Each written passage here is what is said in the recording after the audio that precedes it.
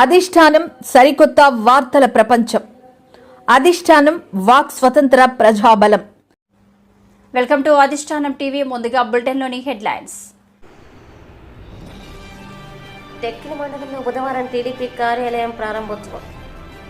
నీరు లేకపోతే ప్రాణం నిలవదు. ఇరిగేషన్ మంత్రి నిమ్మల రామానాయుడు.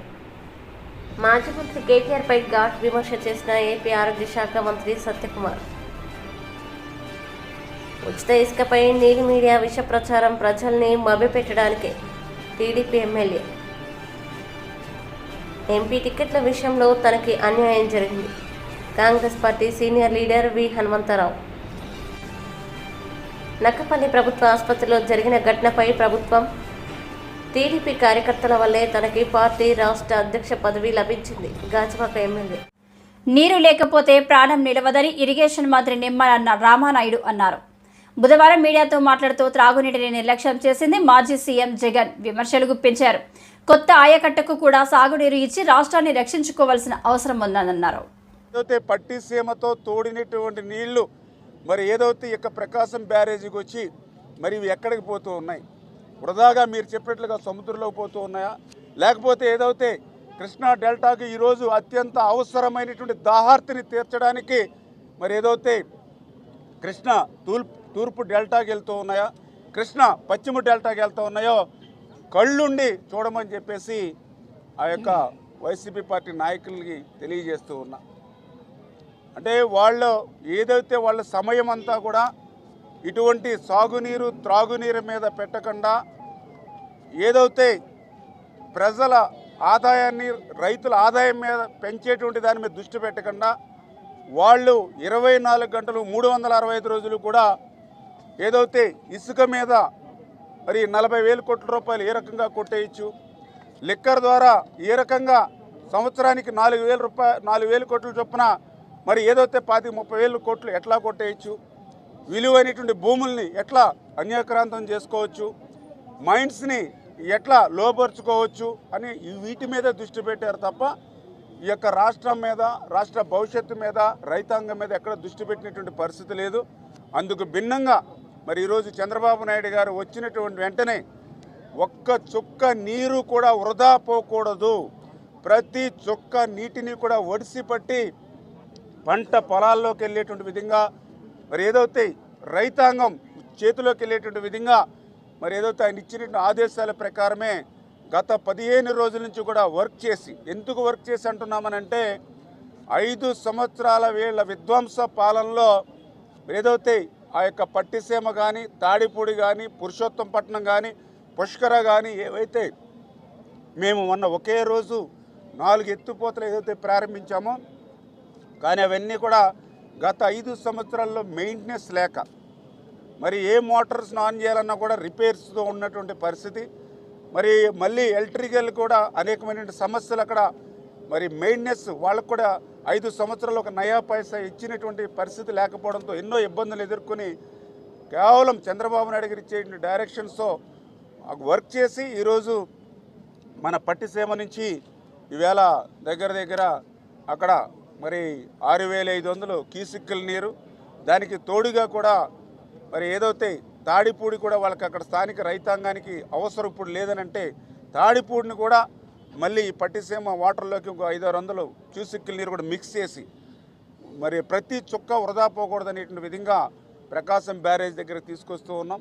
మరి ఈరోజు ఏదైతే టెక్కలి మండలంలో బుధవారం టీడీపీ కార్యాలయం ప్రారంభోత్సవం నిర్వహించారు. టెక్కలి మండలం టీడీపీ అధ్యక్షుడు శేషగిరి పార్టీ కార్యాలయాన్ని ప్రారంభించారు. ఈ సమావేశంలో రాష్ట్ర మంత్రి అచ్చెన్నాయుడు, ప్రజలు, కార్యకర్తలు, పార్టీ నాయకులు పాల్గొన్నారు. గ్రామ పంచాయతీ ప్రజానీకానికి, తెలుగుదేశం పార్టీ కుటుంబ సభ్యులందరికీ పేరు పేరున హృదయపూర్వకమైనటువంటి నమస్కారాలు తెలియజేస్తున్నాను. 5 సంవత్సరాలు చాలా కష్టాలు పడ్డాం. ఈ కష్టాలన్నింటినీ కూడా మీరు ఎదుర్కొని, నాకు తెలిసి రాజకీయ జీవితంలో ఎప్పుడు కూడా ఇన్ని ఇబ్బందులు మనం పడలేదు. ఎన్ని ఇబ్బందులు పడినా, ఆస్తులు పోయినా, జైలుకి వెళ్ళినా, కేసులు పెట్టినా, పోలీసులు లాఠీ దెబ్బలు తిన్నా 5 సంవత్సరాలు నిలబడి పట్టుదలతో మీరు పనిచేసి మొన్న జరిగినటువంటి ఎన్నికల్లో బ్రహ్మాండమైనటువంటి విజయాన్ని ఇచ్చారు. మీ అందరికీ మరొకసారి శిరస్సు వంచి నమస్కరిస్తున్నాను. ఇప్పుడు మనందరిపైన గురుతరమైనటువంటి బాధ్యత ఉంది. అందులో బోరగాం గ్రామ పంచాయతీ అంటే అనేక గ్రామాలతో కూడుకున్నటువంటి పంచాయతీ, మన మీద చాలా ఓపు పెట్టుకున్నటువంటి పంచాయతీ. నా గురించి మీకు తెలుసు. అచ్చెన్నాయుడు గారు ఒక మాట చెప్పారంటే అది కంపల్సరీగా జరిగి తీరుతుంది. అది మీకు ఆ నమ్మకం. నాకు మీరు చేయవలసింది ఏంటంటే అందరూ కలిసికట్టుగా పనిచేయాలి. ఏ నిర్ణయం తీసుకున్నా, చిన్నదైనా పెద్దదైనా, మంచి అయినా చెడైనా, ఏ నిర్ణయం తీసుకున్నా అందరూ కలిసికట్టుగా తీసుకుని మీరు నాకు సహకరిస్తే మీ అందరికీ పార్టీకి పేరు వస్తుంది, ప్రభుత్వానికి పేరు వస్తుంది. ఇవన్నింటికంటే ఆ గ్రామంలో ఉన్నటువంటి కార్యకర్తగా మీకు మంచి గౌరవాన్ని తీసుకొచ్చే బాధ్యత నేను తీసుకుంటాను. అయితే బోరగాంలో చాలా మంది లీడర్స్ ఉన్నారు. అందరూ సమిష్టిగా కూర్చొని పనిచేయాలంటే నా ఇంటికి మీరు రండి, మీ ఇంటికి నేను రండి అని జరగడానికి అవకాశాలు ఉన్నాయి. కాబట్టి నేనే చెప్పాను, ఒక ఇల్లు తీసుకోండి, అది కార్యాలయంగా ఏర్పాటు చేసుకోండి. ఉదయం 7 గంటలకు 8 గంటలకు ఎదురుగా అందరూ ఆ కార్యాలయంలో కూర్చొని గ్రామంలో ఉన్న సమస్యలు ఏంటి, ఏ సమస్యను ఏ రకంగా పరిష్కరించాలి, గ్రామ స్థాయిలో మీరు ఎంతవరకు చేయగలరు, మండల స్థాయిలో ఎంతవరకు చేయగలరు, నేను ఎక్కడ ఇంటర్ఫీర్ అయ్యి నేను ఆ పని చేయాలనేది ఒక సిస్టమేటిక్ గా అన్ని కార్యక్రమాలు చేస్తామని చెప్పి మీ అందరికీ తెలియజేస్తూ మరొకసారి ఈవేళ పార్టీ కార్యాలయాన్ని ఓపెన్ చేసినటువంటి మీ అందరికీ మనస్ఫూర్తిగా అభినందిస్తూ చరిత్రలో నిలిచిపోయే విధంగా, ప్రతి ఒక్కరూ మెచ్చుకునే విధంగా రాజకీయ నాయకుడు అంటే ఉండాలి, ఎమ్మెల్యే అంటే ఉండాలి, తరతరాలు చెప్పుకునే విధంగా నేను పనిచేస్తాను. నా గురించి మీకు తెలుసు. మీరందరూ సమిష్టిగా ఉండి సమిష్టి నిర్ణయాలు తీసుకొని అందరూ ఒకే మాట మీద ఉంటే అన్ని విధాల నా సహాయ సహకారాలు అందిస్తానని మీ అందరికీ తెలియజేస్తూ మరొకసారి అందరికీ పేరు పేరున అభినందిస్తూ సెలవు తీసుకుంటున్నాం. మాజీ మంత్రి కేటీఆర్ పై ఘాటు విమర్శ చేసిన ఏపీ ఆరోగ్య శాఖ మంత్రి సత్యకుమార్. ఆయన ఈ రోజు మీడియాతో మాట్లాడుతూ గుడ్ మార్నింగ్ ధర్మవరం పేరుతో కేతిరెడ్డి చాలా దోచుకున్నాడని, ఇలాంటి స్నేహితుడు ఉన్న కేటీఆర్ కూడా తెలంగాణను దోచుకున్నాడని అన్నారు. ప్రజల్లోకి వెళ్ళలేదనా, ఒకటి అవగాహన లేకుండా మాట్లాడడం, ఏ రకంగానైతే ధరణి కార్యక్రమం తీసుకొచ్చి భూ మాఫియాను తెలంగాణలో ప్రారంభం చేశారు.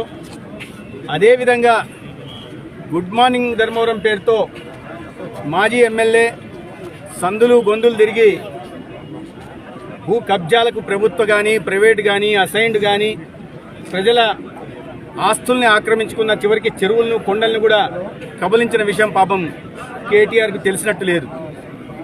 అంటే మీ మిత్రులను బట్టి మీరు ఎటువంటి వారో అర్థమవుతుంది. సరే, ఈయన కేతిరెడ్డికి ఆయనతో ఉన్న మిత్రత్వం గురించి ఈయన ఎటువంటి వాడో, తెలంగాణను మొత్తం దోచేసిన కేటీఆర్కి ఇటువంటి మిత్రులు ఉండడం బట్టి, అంటే దొంగలు ఊళ్ళు పంచుకున్నట్టుగా తెలంగాణలో మీరు, ఆంధ్రప్రదేశ్లో జగన్మోహన్ రెడ్డి, ధర్మవరంలో కేతిరెడ్డి, వీళ్ళందరూ కలిసి భూ కబ్జాలకు పాల్పడుతూ ప్రజా కంటకులుగా మారి ఇవాళ ఓటమి తర్వాత మేము ప్రజల్లోకి వెళ్ళాం, మేము మంచి చేశాం, మీరు మంచి చేస్తుంటే ప్రజల్లోకి వెళ్ళిన వాస్తవం అయిండొచ్చు. కానీ దేనికోసం వెళ్ళారు? మంచి చేయడానికి వెళ్ళారా? ప్రజల్ని సందులు గొంతులు తిరుగుతున్న సందర్భంగా ఎక్కడ ఖాళీ స్థలాలు ఉన్నాయి గుర్తించడానికి వెళ్ళారా? ప్రజా సమస్యలు తీర్చడానికి వెళ్ళారా? ఎక్కడ పడితే అక్కడ ఏది బాగా కనిపిస్తే దాని మీద కన్నేసి దోచుకునే కార్యక్రమానికి శ్రీకారం చుట్టడం ప్రజలకు అందరూ తెలుసు. ఇక్కడ ఒకసారి కేటీఆర్ ధర్మవరంలో ప్రజలు ఎవరికైనా సంబంధించిన వాళ్ళని ఒక్కరికి ఫోన్ చేసి అడిగితే, అవునయ్యా గుడ్ మార్నింగ్ ధర్మవరం పేరుతో ప్రజల మధ్య తిరిగాడు కదా మీ మాజీ ఎమ్మెల్యే, దాని పర్పస్ ఏంటని అడిగితే ఇక్కడ ప్రజలు చెప్తారు.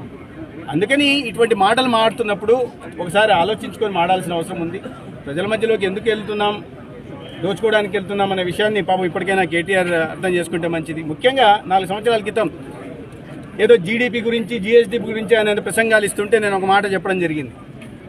అయ్యా, రాష్ట్ర జీడీపీ పెరగట్లేదు, జీఎస్డీపీ పెరగట్లేదు, మీ కుటుంబ జీడిపి పెరుగుతోంది అనే విషయాన్ని నేను చెప్పిన సందర్భంగా నా ట్విట్టర్ అకౌంట్ను బ్లాక్ చేశాడు. అంటే ఎటువంటి మనస్తత్వం ఉందో మనం అర్థం చేసుకోవాలి. ఒక రాజకీయ పార్టీకి సంబంధించిన ప్రత్యర్థులు మీరు చేసిన తప్పులను ఎత్తి చూపుతున్నప్పుడు బ్లాక్ చేయడం ఏంటి? చిన్నపిల్లల మనస్తత్వం ఉండాలా లేదా అహంకారమైన ఉండాలా? రాజకీయాల్లో మీరు చేసిన తప్పులను ఎత్తి చూపే బాధ్యత ఇవాళ దాకా బ్లాక్ చేస్తుంది. అదే విషయాన్ని నేను ఇవాళ చెప్పడం జరిగింది. నువ్వు ఒక విమర్శని తీసుకోలేని వ్యక్తివి, ఎటువంటి అహంకారపూరిత ధోరణితో ఉంటున్నారో, ఎటువంటి మీ అవినీతిని ఎత్తి చూపామనే కదా. కాబట్టి మీరు అదే ఒకే జాతి పక్షులందరూ ఇవాళ ఒక చోట చేరారు. ప్రజలను దోచుకోవడమే లక్ష్యంగా తెలంగాణలో బీఆర్ఎస్ పార్టీ, ఆంధ్రప్రదేశ్లో జగన్మోహన్ రెడ్డి పార్టీ, దాంట్లో ఇంకో చిన్న ప్లేయరు కేతిరెడ్డి, వీళ్ళందరూ కలిసి ఇప్పుడు దొంగలంతా ఒక చోట చేరి పాపం ఒకరినొకరు ఓదార్చి సర్టిఫికేట్లు ఇచ్చుకుంటున్నారు. సర్టిఫికేట్ ఆయన మంచోడు, ఈయన తిరిగాడు, ఆయన తిరిగాడు. ప్రజలు నవ్వుతున్నారు మిమ్మల్ని చూసి. మిమ్మల్ని అందరూ అందుకని ప్రజలు మిమ్మల్ని అందరినీ మూకుమ్మడిగా కలిసి కట్టిగా ప్రజలు మిమ్మల్ని ఓడించారు, గుణపాఠం నేర్పారు. ఒకరికొకరు సర్టిఫికేట్లు ఇచ్చుకుంటా, ఒకరినొకరు ఓదార్పు యాత్ర చేస్తే 5 సంవత్సరాలు మీరు దూరంగా ఉంటే ప్రజా జీవన స్రవంతికి ప్రజలందరూ కూడా సంతోషంగా ఉన్నారు. ఆంధ్రప్రదేశ్లో ఒక ప్రజాప్రభుత్వం ఏర్పడింది. ప్రజల సంక్షేమం కోసం, రాష్ట్ర అభివృద్ధి కోసం పరితపించే ప్రభుత్వం ఏర్పడింది. తలసరి అప్పును కాకుండా తలసరి ఆదాయాన్ని పెంచే ప్రజాప్రభుత్వం వచ్చింది. కేంద్రంలో, రాష్ట్రంలో ఎన్డీఏ ప్రభుత్వాలు. ఆంధ్రప్రదేశ్కు మంచి రోజులు వచ్చాయి. ఉచిత ఇసుకపై నీలి మీడియా విష ప్రచారం ప్రజలను మభ్యపెట్టడానికే అని ఎమ్మెల్యే కాల్వ శ్రీనివాసులు అన్నారు. ఈ మేరకు మీడియాతో మాట్లాడారు. ఆంధ్రప్రదేశ్లోని ఎన్డీఏ ప్రభుత్వం ఉచిత ఇసుక పథకాన్ని అమల్లోకి తీసుకురావడంతో పేదలు, సామాన్య ప్రజలు పండుగ చేసుకుంటున్నారు. డబ్బులు వసూలు చేస్తూ ఉండమనే దుష్ప్రచారాన్ని సామాజిక మాధ్యమాల్లోనూ నీలి మీడియా ద్వారాను వైసీపీ ప్రజల్లోకి తీసుకుపోయే ప్రయత్నం చేస్తూ ఉంది. నేను ఒకటే అడుగుతా ఉన్నా, మీరు చేయలేని పనిని చంద్రబాబు నాయుడు గారు చేశారు.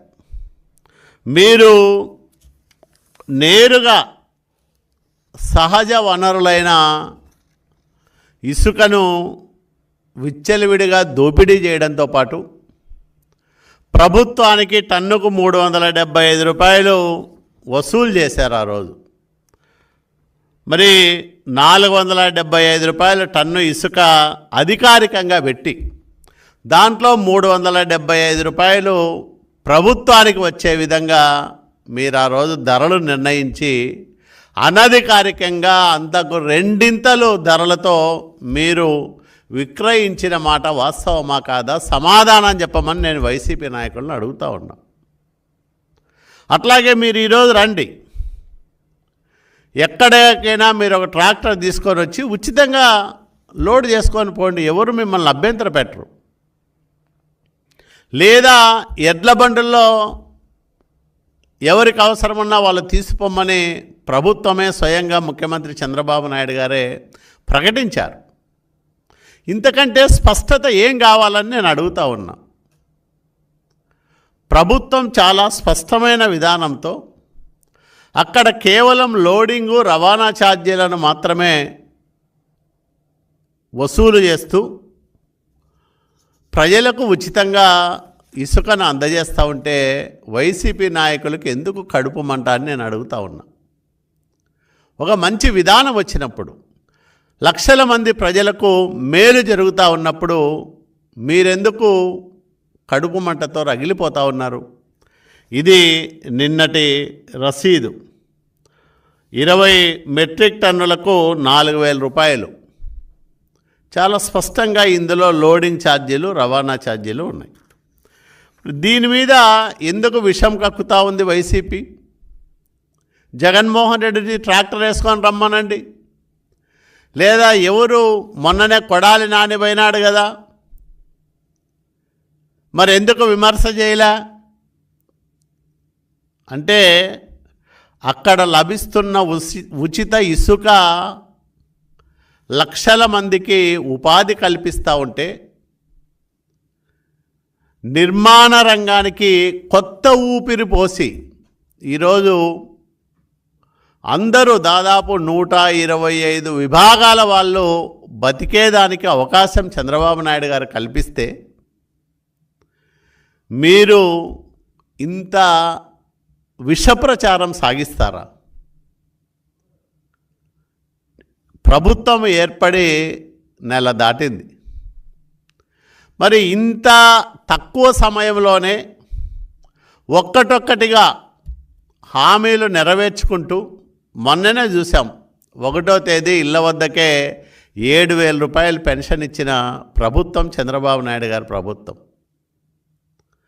అదే రకంగా ఈరోజు ఇసుక ఉచితంగా అందజేస్తున్న ప్రభుత్వం చంద్రబాబు నాయుడు గారి ప్రభుత్వం, ఎన్డీఏ ప్రభుత్వం. మీరు మీ నిర్వాకం వల్ల, మీ స్వార్థం వల్ల, మీ ధనదాహం వల్ల 5 సంవత్సరాలు ఆంధ్రప్రదేశ్ రాష్ట్రంలో నిర్మాణ రంగం కుదేలై. ఎంపీ టికెట్ల విషయంలో తనకు అన్యాయం జరిగిందని కాంగ్రెస్ పార్టీ సీనియర్ లీడర్ వి హనుమంతరావు వాపోయారు. సికింద్రాబాద్ ఎంపీ టికెట్ ఇస్తే తను గెలిచేవాడినని చెప్పుకొచ్చారు. ఇప్పటికైనా రాజ్యసభ సీటు ఇవ్వాలని కోరారు. నడిపించేవాడు. Talent is not anybody's property, God has given to everybody. We should give opportunity అంటున్నా నేను. ఆ ఆపర్చునిటీ కల్పించమని రాష్ట్ర ముఖ్యమంత్రి రేవంత్ రెడ్డి గారిని కోరుతున్నా. ఏం లేదు, ప్రతి జిల్లాలలో స్థలాలు ఉన్నాయి. ఆ స్థలాలలో 10-12 ఎకరాలు పెడితే అందులోనే ఆడుతుంటారు. ఎవరు కూడా డ్రగ్స్ తరకువరు. కేవలం డ్రగ్స్ను అరకొట్టడం కాదు, డ్రగ్స్ దగ్గరికి పోకుండా ఆట పోటీలలో పిల్లలను పెట్టాలని చేయాలి. సానియా మిర్జా కూడా వచ్చింది కదా, వీళ్ళందరూ కూడా ఆడి పైకి వస్తున్నారు. గెలిచినాక మనం అందరికీ ఇండ్ల స్థలాలు ఇస్తాం, ప్రభుత్వంలో మంచి పదవి గవర్నమెంట్లో కూడా ఇస్తాం, అది డిఎస్పీఆ ఈ పెద్ద పోస్టులు కూడా ఇస్తున్నాం. కనుక దానికి మొదటి స్థాయి ఇక్కడి నుంచి మొదలు పెట్టమని నేను కోరుతున్నా. బీయింగ్ ఏ ఫార్మర్ స్పోర్ట్స్ మినిస్టర్గా రాజీవ్ గాంధీ గారు కూడా ఏషియన్ గేమ్స్ తప్పించిన తర్వాతనే మన భారతదేశంలో 140 కోట్ల మంది ఉన్నారు. కానీ ఒక మిడిల్ రావాలంటే ఎంతో కష్టపడవలసి వస్తుంది. చిన్న దేశాలలో గోల్డ్ మెడల్స్ వస్తున్నాయి, కానీ మన భారతదేశంలో ఇంత సంఖ్యలు ఉంది. తెలంగాణలో మంచి పేరు తెచ్చుకోవాలంటే రాష్ట్ర ముఖ్యమంత్రి స్పోర్ట్స్ను బాగా ఎంకరేజ్ చేస్తున్నాడు. దానివల్ల నీకు ప్రతిభ పెరుగుతుంది, పిల్లల భవిష్యత్తు కూడా బాగుంటుంది. ఇది కూడా స్పోర్ట్స్కు కూడా ఒక ఎంప్లాయ్మెంటే. మంచిగా ఆడితే మంచి ఉద్యోగాలు వస్తాయి వాళ్ళకు. ఏదిగా BE MBA చదువుతారో అదేవిధంగా ఆట పోటీలలో వారికి కూడా ఫ్యూచర్ ఉంది. కాబట్టి ముఖ్యమంత్రిని కోరుతున్నా, మరొకసారి ముఖ్యమంత్రి గారి చొరవ తీసుకొని అతనికి ఇంట్లో స్థలం ఇచ్చిండ్రు. మరి మంచి డిపార్ట్మెంట్లో మంచి పోస్టు, జీతం వస్తుంది. మళ్ళీ ఆయన ఫ్యూచర్లో కొత్త పిల్లలను కూడా తయారు చేస్తాడు. వీడు స్టేడియాలు కడితే ప్రతి దగ్గర పోయి ఫాస్ట్ బౌలింగ్ ఎట్లా చేయాలో చెప్తాడు. అదేవిధంగా మంచి కోచెస్ పెట్టండి, ఫిజికల్ డైరెక్టర్లను పెంచండి. ఎందుకంటే వాళ్ళే రోజు వచ్చి నేర్పిస్తే పిల్లల భవిష్యత్తు బాగుంటుంది. మరొకసారి మొహమ్మద్ సిరాజ్, మా రాజీవ్ గాంధీ 2020లో క్రికెట్ టోర్నమెంట్లో ఆడి నేను ఆయనకు సన్మానం చేసిన. ఇవాళ గెలిచి వచ్చిన తర్వాత మా ముఖ్యమంత్రి వారికి సన్మానం చేస్తున్నారు. ఇది ఇక ఫ్యూచర్లో జరగాలంటే స్పోర్ట్స్ ల్యాండ్ 10 నుంచి 12 ఎకరాలు పెంచాలి. అదేవిధంగా వచ్చే బడ్జెట్లో ఎక్కువ అన్ని డిపార్ట్మెంట్లకు డబ్బులు ఉంటాయి, కానీ స్పోర్ట్స్ అనగానే తగ్గిస్తారు. ఎందుకు? దానివల్ల పిల్లల భవిష్యత్తు బాగుంటుంది. కాబట్టి బడ్జెట్లో కూడా పెంచమని కోరుతున్నా. మరొకసారి మొహమ్మద్ సిరాజ్ గెలవడం, తెలంగాణకు పేరు రావడం అతనికి నేను ధన్యవాదాలు. ఎందుకంటే మొట్టమొదటి నేనే ఆయనకు సన్మానం చేసిన, బాగా ఆడిండని రాజీవ్ గాంధీ ఇంటర్20లో. అదేవిధంగా ఫ్యూచర్లో కూడా ఇంకా మొహమ్మద్ సిరాజ్ లాంటి వాళ్ళు ఇంకా 10 మంది తయారు కావాలి. అదేవిధంగా ముందుకు ఈ డ్రగ్స్ను ఎరాడికేట్ చేయాలంటే స్పోర్ట్స్ను కూడా ఎంకరేజ్ చేయాలి, ఆపడం కాదు. పిల్లల దృష్టి ఆటలో పడాలంటే స్పోర్ట్స్ గ్రౌండ్ పెడితే ప్రతి జిల్లాలలో ఇవాళ షోక్ అయిపోయింది. ఎవరు చూడు ఏ గల్లీలో కూడా క్రికెట్ ఆడుతున్నాడు. కనుక వాళ్ళకు ఒక అవకాశం ఇవ్వమని కోరుతున్నాం. నక్కపల్లి ప్రభుత్వ ఆసుపత్రిలో జరిగిన ఘటనపై ప్రభుత్వం పూర్తిస్థాయి విచారణ జరిపించాలని సిపిఎం జిల్లా పార్టీ నాయకులు డిమాండ్ చేశారు. ఈ మేరకు ఆసుపత్రిలో జరిగిన ఘటనను నిరసిస్తూ బుధవారం ధర్నా నిర్వహించారు. నక్కపల్లిలో ఉన్నటువంటి ప్రభుత్వ 50 పడకల ఆసుపత్రిలో గత రాత్రి అప్పటికే వివిధ రోగాల బారిన పడి జాయిన్ అయి ఉన్నటువంటి రోగులకి సుమారుగా రాత్రి 9 గంటల సమయంలో ఇంజక్షన్ ఇవ్వడం జరిగింది, వైద్యం చేయడం జరిగింది. మరి కారణం ఏవైతే అవునే కానీ ఆ ఇంజక్షను వారు చేసినటువంటి వైద్యం వికటించి సుమారుగా 17 మంది తీవ్రమైనటువంటి అస్వస్థకు గురై ప్రాణాలు కోల్పోతున్నటువంటి యొక్క ప్రమాదం ఏర్పడింది. దాని కారణంగా రోగుల యొక్క బంధువులు, కుటుంబ సభ్యులు చాలా భయోందోళనకు గురి అవ్వడం జరిగింది. వెంటనే ఆసుపత్రి వైద్యులు అప్రమత్తమై వారికి మెరుగైనటువంటి వైద్యం చేయించడం కోసం ఇక్కడ నుంచి అనకాపల్లి ఎన్టీఆర్ ఆసుపత్రికి పంపించడం జరిగింది. ఇవాళ వారందరూ కూడా సురక్షితంగానే ప్రాణాలతో ఉన్నారు. కానీ దురదృష్టశాత్తు 17 మందిలో ఎవరైనా మరణించి ఉంటే దానికి ఎవరు బాధ్యత వహించుండేవాళ్ళు? వైద్యులకి ఎందుకు అంత నిర్లక్ష్యం అని చెప్పేసి సందర్భంగా అడుగుతూ ఉన్నాం. ఇందులో రాత్రి జరిగినటువంటి సంఘటన మీద ఇవాళ మేము ఇప్పుడు 50 పడకల ఆసుపత్రి సూపరింటెండెంట్ గారికి వినతిపత్రం ఇచ్చాం. సమగ్రమైనటువంటి విచారణ జరిపించమని చెప్పేసి కోరుతూ ఉన్నాం. డ్రగ్గులు ఏమైనా లోపం ఉందా, లేకపోతే ఆ డ్రగ్గును ఇవ్వాల్సినటువంటి మోతాదు కంటే అదనంగా ఇచ్చారా, లేకపోతే ఇవ్వకూడనటువంటి వైద్యం ఏమైనా చేశారా, ఇదంతా తేల్చాలి.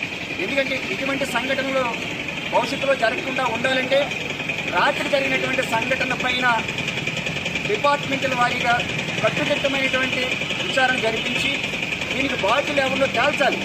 ఎందుకంటే ప్రభుత్వమే నాణ్యత లేనటువంటి మరి ఇంజక్షన్ కానీ సరఫరా చేస్తుందేమో, లేకపోతే ఆ ఇంజక్షన్ సరఫరా చేసేటటువంటి కాంట్రాక్టర్లు లేకపోతే కంపెనీ వాళ్ళే నాణ్యత లేకుండా ఈ రకంగా ఇంజక్షన్ సరఫరా చేస్తారేమో తేలాలి. టీడీపీ కార్యకర్తల వల్లే తనకు పార్టీ రాష్ట్ర అధ్యక్ష పదవి లభించింది అని గాజువాక ఎమ్మెల్యే పల్లా శ్రీనివాసరావు అన్నారు. విశాఖ నగర టీడీపీ కార్యాలయంలో పార్టీ తరపున ఎన్నికైన ఎమ్మెల్యేలు పల్లా శ్రీనివాసరావుని వెలగపూడి, గణబాబు నాయకులు సత్కరించారు. ఈ నెల 11న చంద్రబాబు అనకాపల్లి పర్యటన ఏర్పాట్లపై అధికారులతో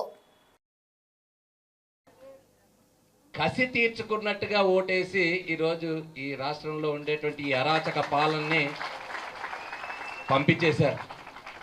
అయితే దీంతో పని అయిపోలేదు. ఇప్పుడే మా రామకృష్ణ బాబు, మేసాల బాబు, ఈరోజు మేసాలు లేకుండా మనం గుర్తుపట్టలేకపోతున్నాం. అదే అన్నారు, ఇంకో నెల రోజుల్లో మరలా ఆ మేసాలకి పూర్తిగా వంట పట్టించి మళ్ళీ వస్తాయి.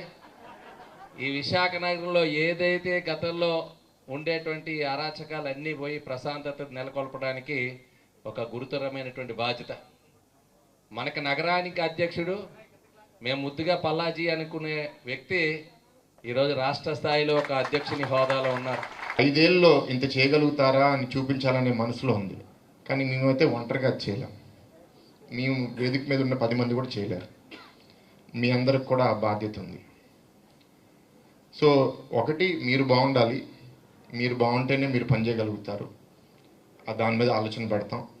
దాని తర్వాత మీరు ఎట్లా సేవ చేయగలుగుతారు, ఎట్లా మీ ప్రాంతం, మీ బూత్, మీ వార్డు, మీ మండలం ఎట్లా అభివృద్ధి చేయగలుగుతారని మీరు కూడా ఆలోచించండి.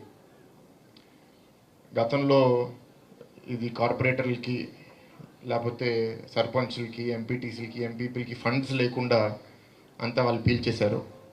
అది కూడా తిరిగి తీసుకొచ్చి డీసెంట్రలైజ్డ్ డెవలప్మెంట్ అంటే ప్రతి ఒక్కరిని బలపరచడం. ఖచ్చితంగా మనం 10 సంవత్సరాల పాటు ఇక్కడ అధికారంలో ఉండాల్సినటువంటి అవసరం ఉంది. అయితే గత పరిస్థితులు కానీ మనం చూస్తే పార్టీ అధికారం కోసం ప్రతి కార్యకర్త కూడా కష్టపడి పార్టీని అధికారంకు తీసుకొచ్చి అధికారం నడుస్తున్నప్పుడు మళ్ళీ అధికారంలో ఉన్నప్పుడు కాస్త కార్యకర్త